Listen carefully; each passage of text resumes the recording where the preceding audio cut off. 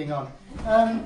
It's been a bit of an adventure, this open mic, for me, because I started doing some poems for those who come here a lot, just sort of to fill in a space, about 6 months ago, probably a bit longer, and it's sort of gone on from there. So I'd like to start with the poem that I started with 6 months ago, which was one that I wrote when I was at university. It was one of the first things I wrote at university. I was quite depressed, sitting on my own, having lived in a rural area right in the middle of Preston where it rains even more than it does here. And I went to Waterstones and bought a book of Wordsworth poetry, and it was very, very inspiring. And I wrote this. Alone, perhaps, but still confined. Around me, stone-cold walls of brick. An airless nature in my mind seeks to snuff my spirit's wick. The flame leaps out as crafted verse, and thus is now conveyed to you, but still that foam of urban curse restricts the heat the flame can do. Oh, how I long to leave this cell and these scattered towers of human might, and rest upon an open fell, far removed from human sight. How I long to find my place, where the wind of nature gently blows, where grey destruction hides its face, and crystal water uncuffed flows. And birds and bees entwined in breeze weave softly nature's melodies. But here within this warm confinement, verse confined to verbal theft, take country love as it were given from the rhymes that Wordsworth left.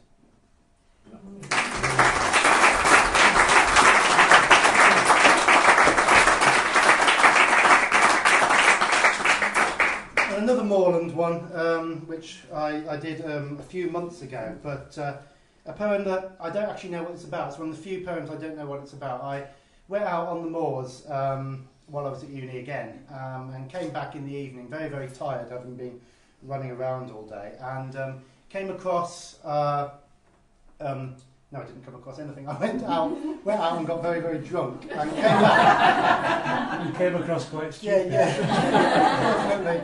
Came back, and my computer, my little laptop, was open on the table, and I wrote a poem. And I don't really remember writing it, and I don't really know what it was about, but clearly the moorland and the evening and all the other things were sort of playing around in my mind, and I really wish I could write poems like this sober. Yesterday upon the hills in the sunny country sky, I saw a kaleidoscope of stills that made my feelings high. Untainted moorland of the earth, of pastures dull but bright, pure bonding love could not be worth this natural wonder sight. And, as of bonding love I dwelt, a mortal vision came, of a lass of places past I felt should return to here again. She was a child sprung from the land, who, like the oak, was strong. But as the rock turns into sand, the sea had done her wrong. I do not mean to wrong the sea, for I love its mirrored view, but somehow it just isn't me who knows what it can do. The sand will serve its purpose yet and provide a coastal home, but if sea goes dry instead of wet, it could never be a stone.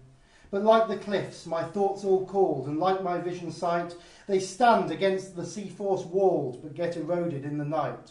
So now return to Pennine sky, my vision's gone as dream, but I hope I don't watch heather die as soon as it might seem.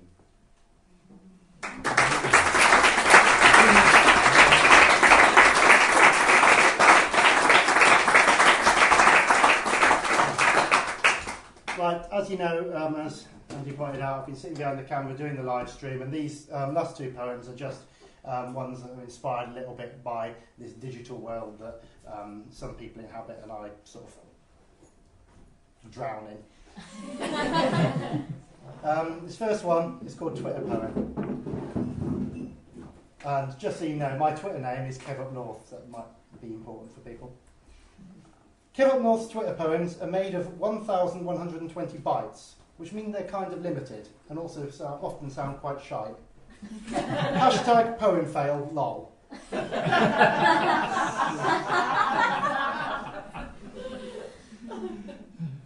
My poems don't rhyme when I'm thinking digitally. I never have much time when I'm thinking digitally.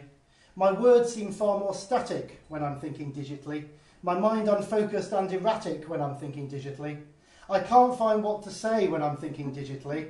So at least today I will be thinking in a linear style, not limited to 140 characters, that does not need to have rich media attached. It can be experienced without Wi-Fi or a mobile device that will not appear in a timeline and will not share my neighbour's crops. It is limited to the here and now, a thought that only exists for us, with no inspiration or collaboration, walled, exclusive, and thus from my world isolated, dull and hemmed in.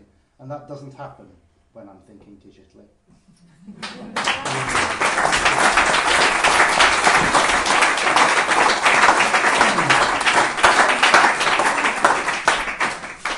Okay, well, that's it, folks.